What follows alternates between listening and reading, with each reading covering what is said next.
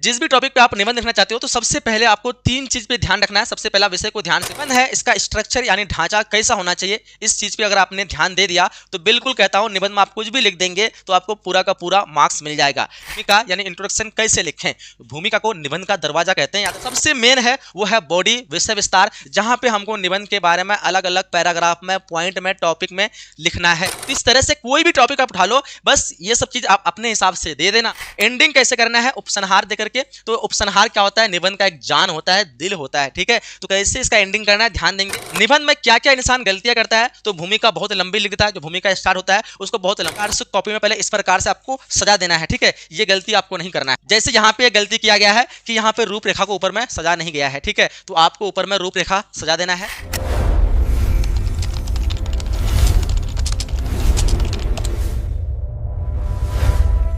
Hello प्यारे बच्चों, कैसे हैं आप सब। आई होप कि आप लोग काफी अच्छे होंगे। आज का वीडियो आप सभी के लिए बहुत ही इंपॉर्टेंट है। हिंदी का एक सबसे आसान टॉपिक और सबसे ज्यादा अंक देने वाला टॉपिक, जिसका नाम है निबंध। आज इस वीडियो में हम लोग निबंध के बारे में जानेंगे, किस प्रकार से आपको निबंध लिखना है जिससे एग्जाम में पूरा मार्क्स मिले, एक मार्क्स भी आपका ना कटे। बचपन से आप लोग निबंध लिखते आ रहे हैं लेकिन फिर भी निबंध लिखने में डरते हैं। आज इस वीडियो को देखने के बाद आपका जिंदगी भर के लिए डर खत्म हो जाएगा और आप जहां पर भी आपको निबंध आए तो आप बिल्कुल निबंध को आसान तरीके से लिख सकते हैं। इस वीडियो में हम लोग निबंध के बारे में जानेंगे। तो चलिए वीडियो को शुरू करते हैं। मैं राजा सर वेलकम करता हूं आप सभी का आपके अपने प्यारे से स्टडी प्लेटफॉर्म उम्मीद क्लासेस पे। सबसे पहले हम लोग जान लेते हैं निबंध होता क्या है। तो मैं आपको बता दूं, किसी भी टॉपिक पर आप एक क्रमबद्ध तरीके से अपनी भाषा में अगर लिख देते हो, उसी को हम लोग निबंध कहते हैं। जैसे कि पर्यावरण प्रदूषण, इसके बारे में विस्तार से अगर लिख दिया कि पर्यावरण प्रदूषण क्या होता है, इसके क्या कारण है, क्या प्रभाव पड़ते हैं, क्या हानि है और कैसे इसको बचाया जा सकता है, इसी क्रमबद्ध तरीके से अगर हम लिख दिए, इसी को बोलते हैं निबंध। तो यही स्टेप को हम लोग को जानना है। अगर आप सही स्टेप के साथ लिख देते हैं, एग्जामिनर खुश हो जाता है और पूरे का पूरा मार्क्स आपको दे देता है। तो चलिए सारे स्टेप को हम लोग जानते हैं। जिस भी टॉपिक पे आप निबंध लिखना चाहते हो तो सबसे पहले आपको तीन चीज पे ध्यान रखना है। सबसे पहला विषय को ध्यान से पढ़ें। दूसरा, दिमाग में 4 से 5 बिंदु सोच ले। जिस टॉपिक पर आप लोग निबंध लिखना चाहते हैं उसके बारे में 4 से 5 पॉइंट आप दिमाग में बनाओ, क्या आपसे वो बन पाएगा। फिर उसके बाद मन ही मन में क्रम बनाओ। जैसे कि मैंने पर्यावरण प्रदूषण सोच लिया तो सोचना है पर्यावरण प्रदूषण क्या होता है, अच्छा पर्यावरण प्रदूषण से कैसे बच सकते हैं, क्या इसके नुकसान है, किस तरह से होते हैं, इसके बचाने के उपाय क्या है, इससे हानि क्या है। ये सब अपने दिमाग में बनाओ कि हाँ हमसे बन रहा है। तो इस तरह हम उस टॉपिक को आसानी से कवर कर सकते हैं निबंध के द्वारा। सबसे बड़ी और इंपॉर्टेंट चीज है निबंध का, वो है स्ट्रक्चर। जो निबंध है इसका स्ट्रक्चर यानी ढांचा कैसा होना चाहिए, इस चीज पे अगर आपने ध्यान दे दिया तो बिल्कुल कहता हूं निबंध में आप कुछ भी लिख देंगे तो आपको पूरा का पूरा मार्क्स मिल जाएगा। निबंध में 3 चीज होते हैं। एक तो होते हैं भूमिका, इंट्रोडक्शन, जब हम स्टार्टिंग करते हैं। दूसरा मेन होता है विषय विस्तार, जहां पे हम उस टॉपिक के बारे में विस्तार से लिखते हैं। और तीसरा सबसे समापन होता है, अंतिम होता है, जिसको उपसंहार कहते हैं, जहां पे हम निबंध को खत्म करते हैं। ये 3 चीज का आपको विशेष ध्यान रखना है। पहले भूमिका यानी शॉर्ट परिचय उस टॉपिक के बारे में, फिर उसके बाद विस्तार से उस टॉपिक के बारे में हम पैराग्राफ चेंज करते हुए सारा चीज लिखेंगे। जैसे कि पर्यावरण प्रदूषण क्या है, उसका अर्थ क्या है ना, इसके हानि, इसके बचाने के उपाय, ये सारा चीज आ जाता है विषय विस्तार में। और लास्ट में उपसंहार, यहाँ पे आपको 2-4 पॉजिटिव बात बोल करके उस चीज के बारे में खत्म करना है। बहुत अच्छे से समझने वाले हैं, बिल्कुल ध्यान से देखेंगे। एग्जामिनर इसी स्ट्रक्चर को सबसे पहले देखता है कि आपने क्या निबंध का सही स्ट्रक्चर अपनाया है नहीं अपनाया। ये नहीं देखता कि आपने निबंध के अंदर क्या लिखा है, बस स्ट्रक्चर देखता है। तो इस स्ट्रक्चर का आपको विशेष ध्यान रखना है। अब बात करते हैं सबसे पहला स्ट्रक्चर, जो कि भूमिका यानी इंट्रोडक्शन कैसे लिखें। भूमिका को निबंध का दरवाजा कहते हैं, याद रखेंगे। जो हम निबंध लिखते हैं सबसे पहले भूमिका होना चाहिए, यानी हम उस निबंध, उस टॉपिक के बारे में थोड़ा विस्तार से परिचय करें, थोड़ा बड़ा नहीं, ठीक है। निबंध का दरवाजा ही भूमिका कहलाते हैं। 2 से 3 पंक्ति का एटलीस्ट आपको लिखना है उस निबंध के बारे में। जैसे कि पर्यावरण प्रदूषण है तो हम लिख सकते हैं कि पर्यावरण प्रदूषण यानी हमारे आसपास के माहौल को गंदा करना ही पर्यावरण प्रदूषण कहलाते हैं। ये हमारा क्या हो गया, भूमिका हो गया। यानी स्टार्टिंग हम जो है उस टॉपिक के बारे में थोड़ा सा इंट्रोडक्शन कराए, परिचय कराए, ठीक है। 2-3 पंक्ति विषय का सामान्य परिचय दे। ऐसा नहीं कि हमको भारी वगैरह ढूंढना है, कहां से हम लेके आएंगे। अपने भाषा में सरल में जो भी आपको आ रहा दिमाग में वो सरल भाषा में लिख दे, ये आपका भूमिका हो जाएगा। मान लो कि महिला सशक्तिकरण ले लिया तो हमने लिख दिया कि आज की आधुनिक समाज में महिला सशक्तिकरण एक महत्वपूर्ण विषय बन चुका है, नारी समाज की प्रगति का यह आधार है। यही हो गया हमारा भूमिका। तो ज्यादा आपको लंबा भूमिका नहीं करना है, 2 3 4 लाइन मैक्सिमम काफी है। 3 लाइन है, 2 लाइन याद हो, एक ही लाइन हो तो भी चल जाएगा, ठीक है, लेकिन भूमिका आपको लिखना है। तो पहला हमारा ये दरवाजा हुआ भूमिका निबंध का। अब जो सबसे मेन है वो है बॉडी, विषय विस्तार, जहां पे हमको निबंध के बारे में अलग अलग पैराग्राफ में, पॉइंट में, टॉपिक में लिखना है। 3 से 5 अनुच्छेद लिखेंगे, यानी 3 से 5 पॉइंट लिखेंगे। 3 भी लिख सकते हैं, 5 भी लिख सकते हैं, 4 भी लिख सकते हैं, 6 भी लिख सकते हैं। कम से कम आपको एटलीस्ट 2 या 3 तो लिखना ही पड़ेगा, ठीक है। हर अनुच्छेद एक नया बिंदु, एक नया पैराग्राफ से स्टार्ट करेंगे। अभी हम लोग आगे लिख के दिखाने वाले हैं। उदाहरण के तौर पे आप कोई भी टॉपिक पे निबंध लिख रहे हैं तो पहले उसका अर्थ लिखें। पहले तो भूमिका में आपने परिचय कर दिया, फिर उसके बाद आप अर्थ लिखेंगे, फिर उसके बाद उसका कारण लिखेंगे। हो सकता है उसमें कोई लाभ हो तो लाभ लिखेंगे, हो सकता है कोई हानि हो तो हानि लिखेंगे, कोई समस्या तो समस्या लिखेंगे, समाधान तो समाधान लिखेंगे। इस तरह से टॉपिक बना करके आप क्या कर सकते हैं, लिख सकते हैं निबंध। मान लो हमने एक टॉपिक ले लिया पर्यावरण प्रदूषण। पर्यावरण प्रदूषण का आप अर्थ लिख सकते हैं, ठीक है। फिर उसके बाद लिख सकते हैं आप पर्यावरण प्रदूषण का कारण। फिर आप लिख सकते हैं इससे लाभ तो होगा नहीं तो लाभ आप हटा देंगे, इसका हानि लिख सकते हैं। पर्यावरण प्रदूषण से समस्या, क्या समस्या, समस्या लिख सकते हैं। इसका क्या समाधान है, समाधान आप लिख सकते हैं। इस तरह कोई भी आपका टॉपिक रहे, आप टॉपिक को उठाइए और इस सब मिलाइए कि कौन कौन सा टॉपिक उसके बारे में लिख सकते हैं। मान लो कोई दूसरा ले लिया, मान लो कि होली ले लिया, तो होली के बारे में क्या लिख सकते हो, होली का अर्थ लिख सकते हो। होली क्यों मनाते हैं उसका कारण लिख सकते हो, या फिर क्यों मनाते हैं ये भी लिख सकते हो, है ना। होली किसके याद में मनाते हो वो भी लिख सकते हो आप। इसके अलावा होली से क्या सीख मिलता है वो भी लिख सकते हो। होली में क्या समस्याएं आती है वो लिख सकते हो। तो इस तरह से कोई भी टॉपिक आप उठा लो, बस ये सब चीज आप अपने हिसाब से दे देना। ये कहां देना है, ये बॉडी में देना है। जो हम मेन पार्ट लिखेंगे, भूमिका पहले हो जाएगा, भूमिका के बाद हमारा होगा बॉडी, ठीक है। अब आपको विषय वस्तु को किस तरह से लिखना है ये तो समझ लिया, थोड़ा और आपको समझाते हैं। जैसे कि पर्यावरण प्रदूषण हमने टॉपिक लिया तो पहले क्या लिखेंगे, पर्यावरण प्रदूषण का अर्थ लिखेंगे, प्रदूषण के प्रकार लिखेंगे, प्रदूषण के कारण लिखेंगे, प्रदूषण से हानि लिखेंगे, प्रदूषण रोकने के उपाय लिखेंगे। इस प्रकार से हम यहाँ पे कितना है, 1 2 3 4 5 हो गया। आप चाहे तो 3 भी लिख सकते हैं, चाहे तो 4 भी लिख सकते हैं, 5 भी लिख सकते हैं, 6 भी लिख सकते हैं, ठीक है। लेकिन कोशिश करेंगे आप लगभग 3 लिखेंगे ही एटलीस्ट बॉडी में, ठीक है, तभी आपको पूरा का पूरा मार्क्स मिलेगा। बाकी 3 4 5 लिखें कोई दिक्कत नहीं है। और याद रखेंगे निबंध में क्या रहेगा, रूपरेखा देकर उससे पहले ही ऊपर सूची में लिख दें ताकि आपको याद रहे। एग्जाम्पल के तौर पर मुझे लिखना है पर्यावरण प्रदूषण के बारे में, इस टॉपिक में मुझे निबंध लिखना है, तो पहले आपको हेडिंग में ही रूपरेखा दे देना है, ठीक है। रूपरेखा भी मैं आपको दिखाऊंगा लिख करके, रूपरेखा देख करके सारे टॉपिक लिख देना। भूमिका लिख देंगे, फिर लिखेंगे पर्यावरण प्रदूषण का अर्थ लिख देंगे, पर्यावरण प्रदूषण के प्रकार लिख देंगे, पर्यावरण प्रदूषण के कारण लिख देंगे। ये सब पहले अगर आप लिख देते हैं ना तो बाद में आप भूलेंगे नहीं, और एक एक टॉपिक देख करके आप क्या करेंगे उसके बारे में विस्तार से लिख सकते हैं। अभी हम आगे आपको बताने वाले हैं, ठीक है। तो ये चीज का आप ध्यान रखेंगे। एंडिंग कैसे करना है, उपसंहार देकर के। तो उपसंहार क्या होता है, निबंध का एक जान होता है, दिल होता है, ठीक है। तो कैसे इसका एंडिंग करना है ध्यान देंगे। हमने आपको भूमिका के बारे में बताया कि भूमिका जब हम स्टार्ट करते हैं तो स्टार्टिंग में लिखते हैं, और उपसंहार जो है ये खत्म होते हुए लिखते हैं। जब आप उपसंहार लिखेंगे तो 2 से 3 पंक्ति इसको भी लिखेंगे। याद रखेंगे जो भूमिका वो उसमें 2 से 3 पंक्ति अगर लिख रहे हो तो इसमें आपको इसका डबल कर देना है। यानी अगर 2 लाइन में भूमिका लिख रहे हो तो आप उपसंहार उसका 4 लाइन में लिख दो, ठीक है। यानी उपसंहार उससे डबल हो जाना चाहिए। जो भूमिका में जितना आप लाइन लिख रहे हो, उपसंहार में क्या करना है उसका एक तरह का डिस्क्राइब करना शॉर्ट में, ठीक है। समाधान देना है और संदेश देना है, पॉजिटिव सकारात्मक होना चाहिए एंडिंग में किसी चीज के बारे में। जैसे मान लो पर्यावरण प्रदूषण है तो इसके हम सकारात्मक तरीके से अंत करेंगे। पर्यावरण प्रदूषण ये हमारे लिए बहुत खतरनाक है, इसलिए हमें इनसे बचाने के लिए पेड़ पौधे लगाना चाहिए और सभी को जो है एक जागरूक होना चाहिए पर्यावरण प्रदूषण के प्रति। तो ये क्या हुआ, एक पॉजिटिव पॉइंट हुआ। इस प्रकार से हम लोग क्या कर सकते हैं, किसी भी टॉपिक को एंडिंग कर सकते हैं, अंत कर सकते हैं, है ना। मान लो कि दीपावली के बारे में आपने लिख लिया तो लिख सकते हैं दीपावली इस तरह से दीपों का एक त्यौहार माना जाता है,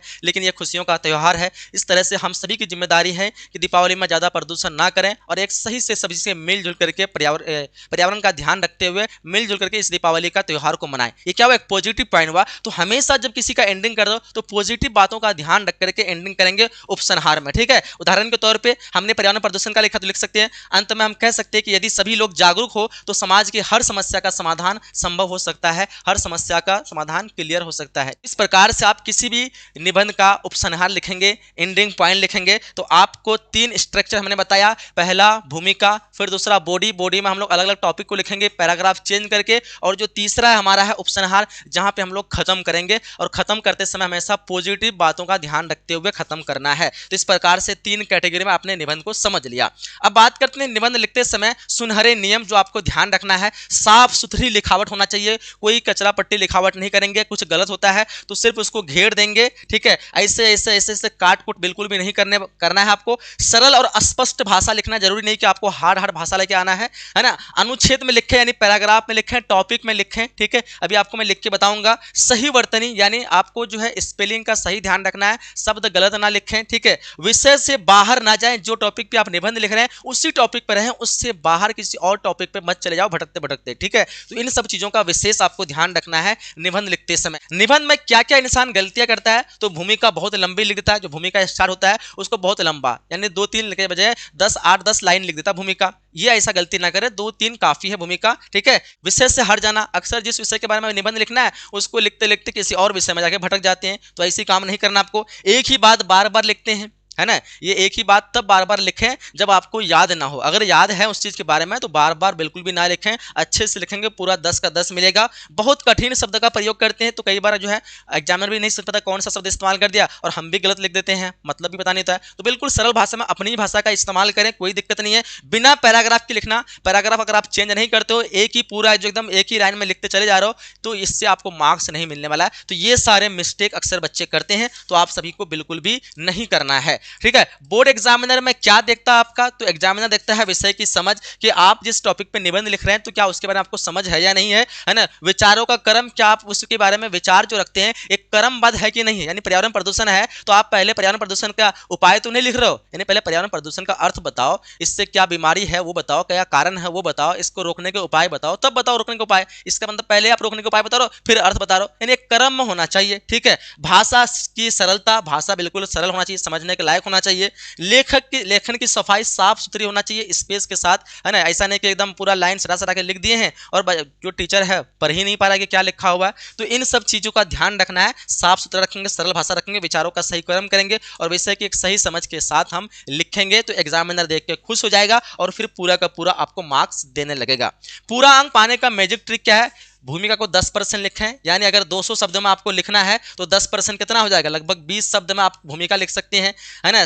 70% आपको टॉपिक के बारे में लिखना है, बॉडी जो है मेन जो बॉडी है जहां पे पैराग्राफ वगैरह चेंज करना है ये 70% लिखना है, यानी 70% समझो कि 140 शब्द आपको सिर्फ बॉडी में लिखना है। उपसंहार 20%, मतलब क्या हुआ कि लगभग 40 शब्द में आपको उपसंहार लिखना है। देखा डबल हो गया इसका उपसंहार भूमिका का, तो भूमिका का डबल लिखना है ये, और 70% क्या लिखना है उस टॉपिक के बारे में लिखना है। एग्जाम में आपको ध्यान रखना निबंध लिखते समय आपको प्रॉपर समय देना है, टाइम देना है, क्योंकि आपको 8 मार्क्स या 10 मार्क्स में पूछे आते हैं, है ना। किसी किसी बोर्ड में 10 मार्क्स तो बिहार बोर्ड में 8 मार्क्स पूछे आते हैं, इसलिए इतना ज्यादा मार्क्स मिल रहा है तो आपको बिल्कुल सोच समझ के इसको लिखना है, ठीक है। कम से कम 4 से 5 मिनट आप उस विषय के बारे में सोचो जिसके बारे में आप निबंध लिखना चाहते हो। अपने दिमाग में पहले उस विषय के बारे में बताओ क्या क्या नॉलेज है आपको, ठीक है। फिर उसके बाद 20 मिनट लगाओ उस निबंध को लिखने में, और लास्ट के 2 मिनट लगाओ जांच करने में, चेक करने में। 25 से 30 मिनट के अंदर निबंध को लिखो, ठीक है। जल्दबाजी मत करो तो गलत होगा, समझदारी से काम लो तभी आपका निबंध सही होगा, ठीक है। 5 मिनट लगभग सोचने में लगाना है उसके बारे में,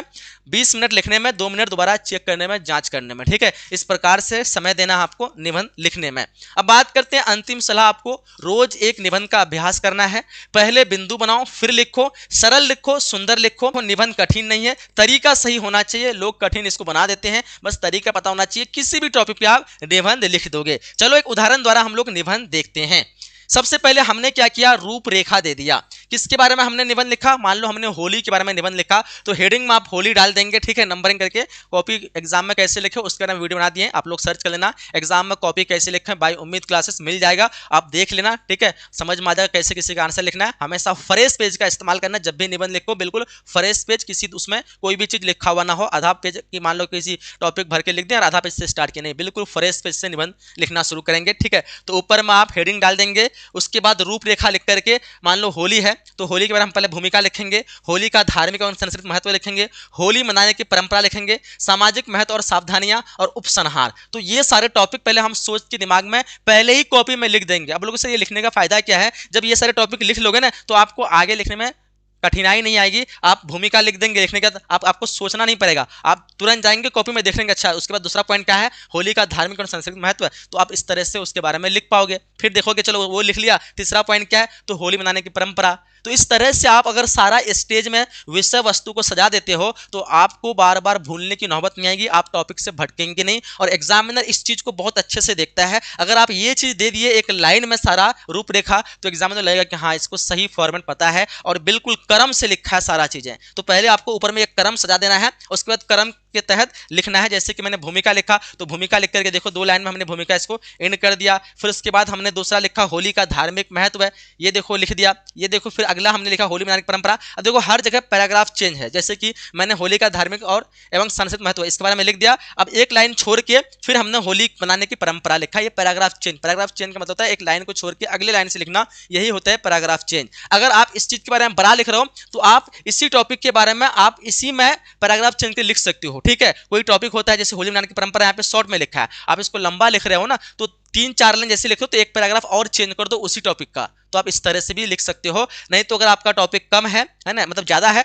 तो कम कम करके लिख सकते हो। अगर टॉपिक 3 है 2 है तो उसी में आप पैराग्राफ चेंज कर सकते हो, ठीक है। जैसे कि मान लो ये लिख दिया, इसके बाद आप इसी में यहां से खत्म हुआ तो इसी में पैराग्राफ चेंज करके फिर लिख सकते हो बिना टॉपिक नया लिए, ठीक है। अगर आपका टॉपिक कम है 2-3 ही है तो, लेकिन टॉपिक अगर 4-5 है तो आप छोटा ही लिखें, कोई दिक्कत नहीं है। होली मनाने की परंपरा लिख दिए, सामाजिक महत्व एवं सावधानियां लिख दिया। इसके अलावा बात करें तो हमने लिख दिया पे होली में समाज और भाईचारा सब हो गया। फिर आपको लास्ट में उपसंहार लिख देना है। उपसंहार में होली के बारे में पॉजिटिव बात बोल के खत्म कर देना। जैसे कि अंत में कहा जा सकता है कि होली केवल रंगों का त्यौहार नहीं है बल्कि ये है ना प्रेम, सद्भाव और सामाजिक एकता का पर्व है। इसमें हम पर्व को शांति और संयम और जिम्मेदारी के साथ मनाना चाहिए। ये क्या हुआ, पॉजिटिव पॉइंट देकर के हमें समाप्त करना है। देखो कॉपी में जैसे हमने लिखा है पे पर्यावरण प्रदूषण के बारे में, यहाँ पे पॉइंट में हमने नहीं दिया है, ठीक है, ऊपर में, इसलिए आप हमने नहीं, मतलब कोई बच्चा लिखा है ये, तो ऊपर में आपको पहले क्या कर देना है, पॉइंट में कर देना। जैसे प्रस्तावना है, यहाँ पे प्रस्तावना है या फिर भूमिका आप लिख सकते हैं, तो ऊपर में आप हेडिंग में डाल देंगे, मतलब विषय वस्तु लेकर के या फिर रूपरेखा देकर के भूमिका हो गया, फिर पर्यावरण प्रदूषण हो गया, फिर पर्यावरण प्रदूषण का अर्थ हो गया, फिर पर्यावरण प्रदूषण के प्रकार हो गया, है ना। इस तरह से आप पहले सजा देंगे ऊपर में, पर्यावरण प्रदूषण, वायु प्रदूषण हो गया, जल प्रदूषण हो गया, भूमि प्रदूषण, इस तरह से सजा देंगे, ध्वनि प्रदूषण सजा देंगे। उसके बाद लिखेंगे ना तो आपको याद रहेगा कौन सा चीज लिखना है, और ऐसे लिखोगे तो आपको याद नहीं रहेगा कौन सा लिखना है। तो पहले ये पूरा सूची को ऊपर में सजा देना आपको, ठीक है।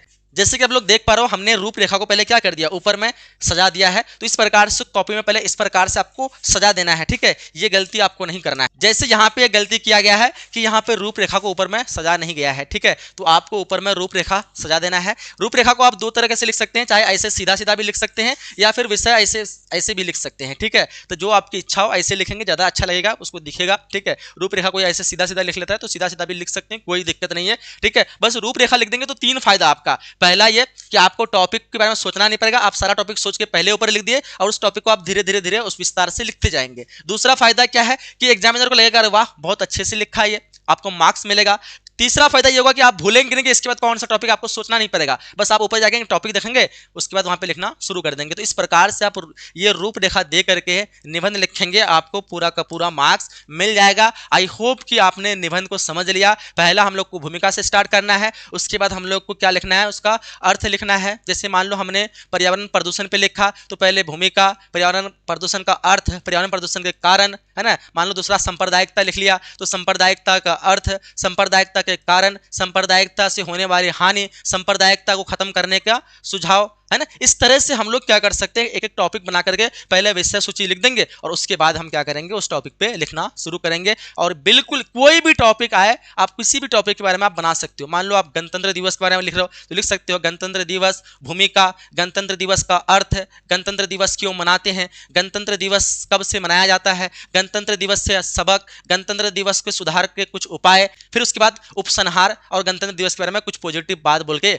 आप एंड कर सकते हैं। कोई भी टॉपिक उठा लो, मान लो वर्षा ऋतु ही ले लो तो लिख सकते हो भूमिका में वर्षा ऋतु के बारे में परिचय, फिर उसके बाद लिख सकते हो वर्षा ऋतु का अर्थ, फिर उसके बाद लिख सकते हो वर्षा ऋतु का कारण, वर्षा ऋतु में क्या होता है, वर्षा ऋतु में किस तरह से चलना चाहिए, वर्षा ऋतु क्यों होती है, फिर उसके बाद हम लोग उसका उपसंहार लिख के उसका एंडिंग करेंगे पॉजिटिव पॉइंट में। तो इस तरह किसी भी टॉपिक पे आप पॉइंट बना करके, टॉपिक बना करके पहले आप लिख देंगे, फिर उसके बाद आप लिखना शुरू करेंगे ताकि आपको भूलने की भी नौबत आई नहीं आएगी और बिल्कुल परफेक्ट तरह से आप निबंध भी लिख लेंगे। आई होप कि सारी चीज आपको समझ में आ गया है। सारे बच्चे आप लोग घर में निबंध की प्रैक्टिस करते रहेंगे, ठीक है। और मैंने आप लोग को एग्जाम मंत्र बैच में गेस्ट पेपर में आपको 10 निबंध दिया है, उस 10 निबंध को आपको अच्छे से होमवर्क बनाना है अपने से खुद से, ठीक है। और उसमें हमने प्रॉपर फॉर्मेट भी दे रखा है। जो बच्चे एग्जाम मंत्र बैच नहीं लिए हैं, 99 में मिल रहा है, आर्ट्स का ऑल सब्जेक्ट का आपको मिल जाएगा। इस नंबर पे कॉल कर लेना या उम्मीद क्लासेस ऐप प्ले स्टोर से डाउनलोड कर लेना, ठीक है। आपको बहुत अच्छे से बेहतरीन तरीके से एग्जाम मंत्र बैच में पढ़ाया जा रहा है। 5 क्लास आपका स्पेशल होगा, 5 दिन भी लास्ट का अगर एग्जाम का बचा है, अगर आप टाइम दे दे तो पूरी तैयारी आपका हो जाने वाली है। तो सारे बच्चे जरूर ज्वाइन करेंगे। बाकी 2027 के लिए हम लोग का बैच स्टार्ट हो गया है, तो अपने दोस्त को, अपने भाई बहन को, छोटे वगैरह जो भी आपके भाई है, उन सबको बोलना, रिकमेंड करना कि सर लोग का बैच स्टार्ट हो गया, फटाफट से ज्वाइन करें, बहुत बेहतरीन तरीके से पढ़ाया जाएगा। आप लोग अपने दोस्त को जरूर ज्वाइन करेंगे, आप सभी से उम्मीद है, बस ये सपोर्ट आप लोग को दिखाना है, ठीक है। बाय बाय, मिलते हैं अगले क्लास में, जब तक के लिए जय हिंद, जय Bharat and thanks for watching.